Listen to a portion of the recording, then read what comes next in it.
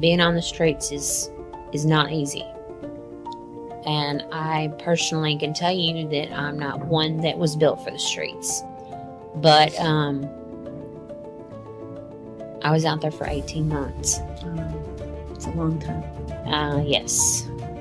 I know winters here are harsh, but out there on those streets, it's much worse.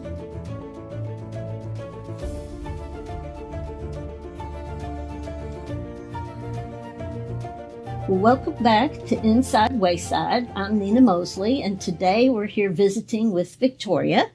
And Victoria is a graduate of our recovery program, and she's also helping the mission. So we'd like to get to know her a little bit better. Victoria, can you tell us how you came to Wayside? Me and my husband came here in June of last year, so 2024.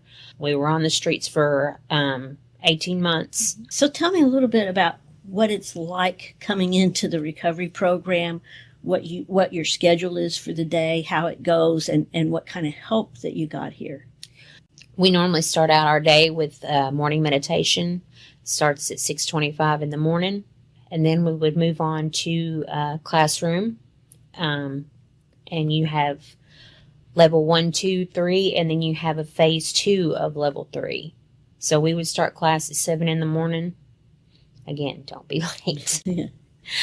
And then after that, we had community on Mondays and Fridays, and that would introduce you to the community that was already in place. Go through with, issues and concerns, places you can't go,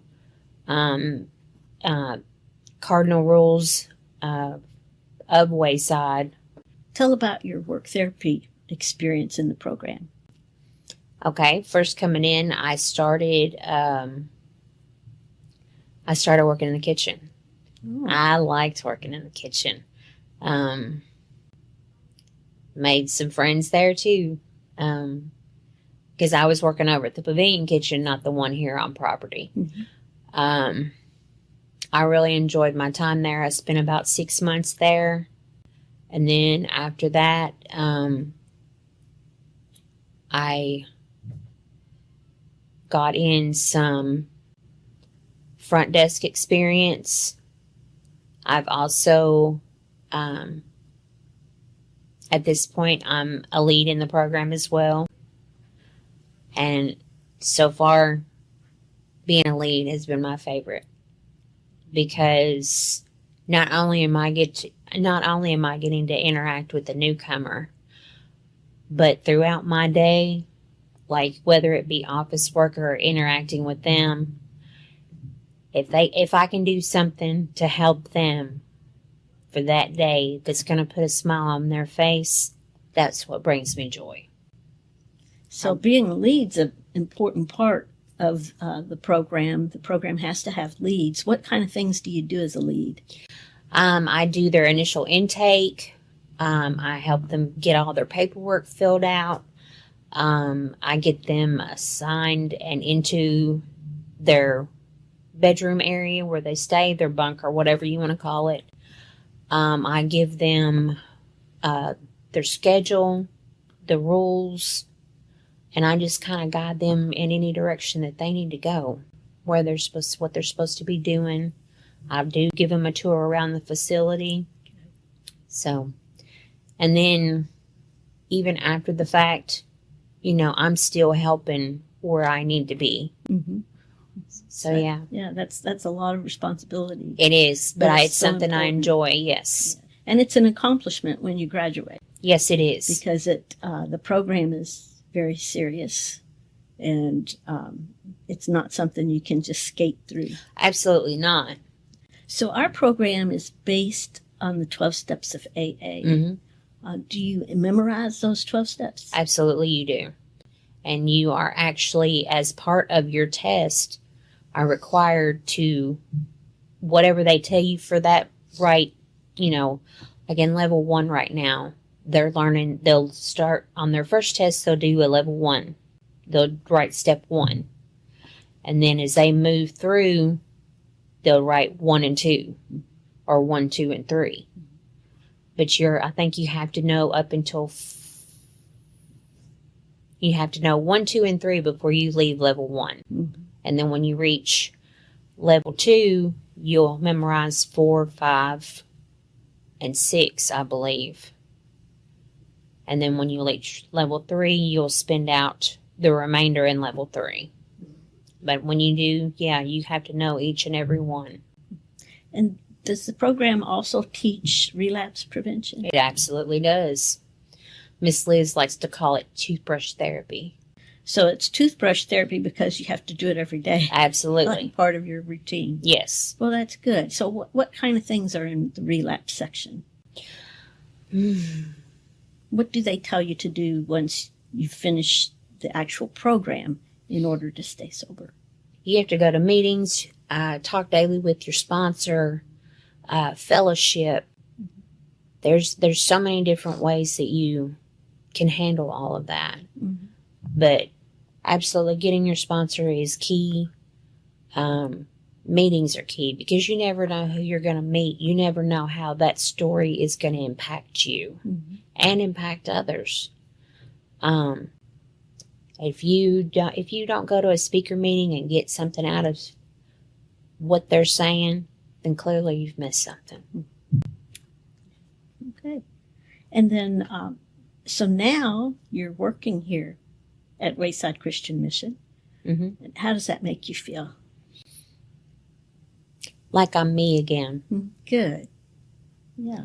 Like there was something that a part of me was missing. I mean, not only when I was out in the madness, but just like a part of me was missing. I feel at home here. And you have a purpose. And absolutely, I do have a purpose. And I enjoy that so much. I mean, it's when you whatever you put into the program, you get back.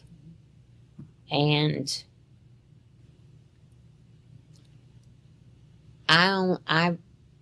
my goal is to only hope that I have touched someone in their life the way that I have been.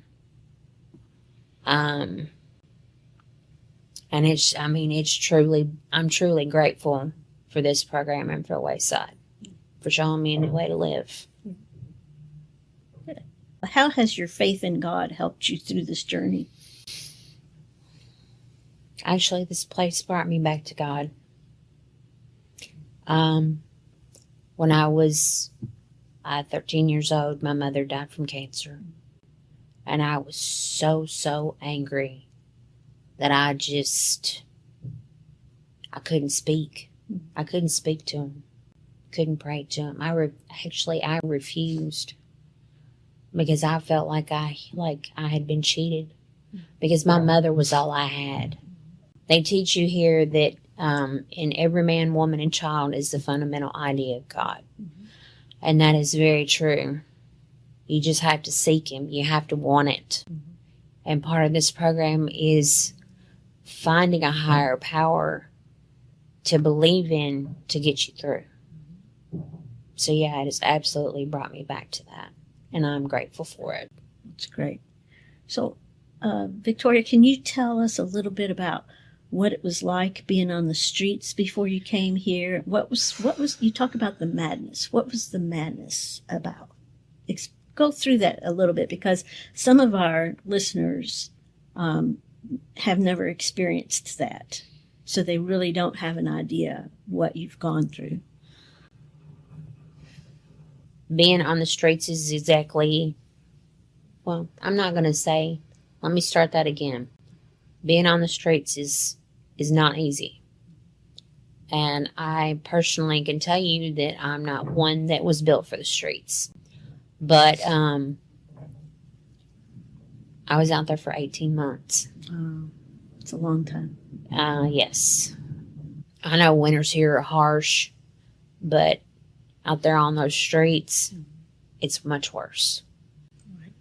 And then before we got here, like our last couple of places to stay,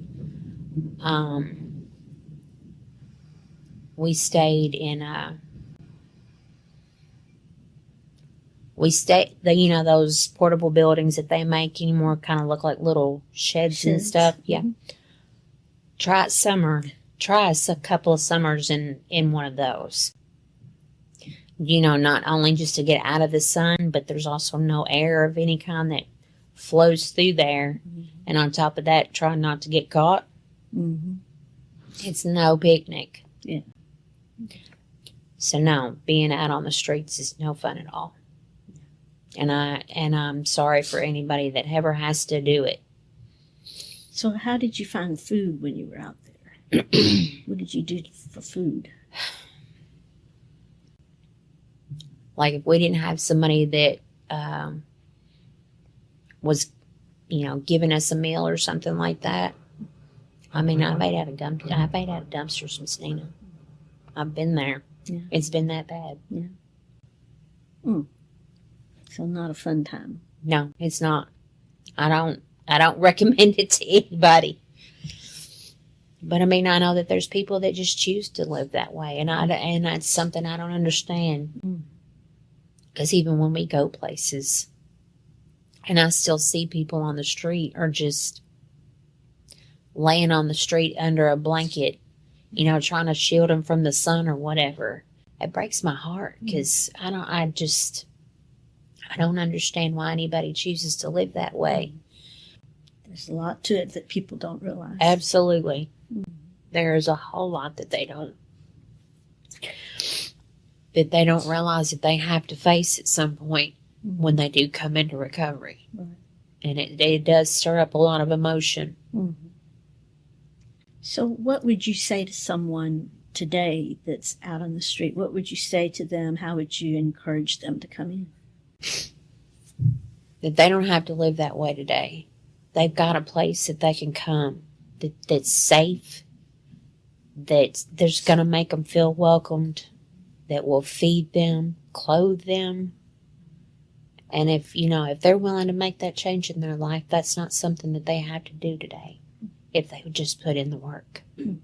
Victoria, we appreciate you coming in and speaking with us today. Absolutely. Wish you the best as you continue your journey. Thank you so much. I think things will continue to get better. They will. And just put it in God's hands and leave it there. Yes, ma'am. But thank you so much. We enjoyed speaking with you. Thank you. I enjoyed it as well.